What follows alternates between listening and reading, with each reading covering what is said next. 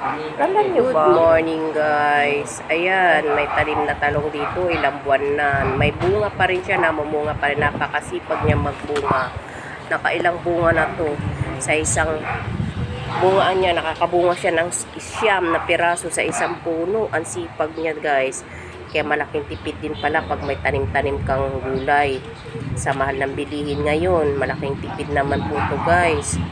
Kaya guys, kayo din, magtanim na rin para makatipid kahit sa pasulang o kaya sa mga bote ng mga mineral, pwede na yun. Para makatipid, tingnan nyo guys to, oh, ang sipag. Kaso hindi ko siya pwedeng i-harvest guys kasi hindi akin tanim ng kapitbahay namin.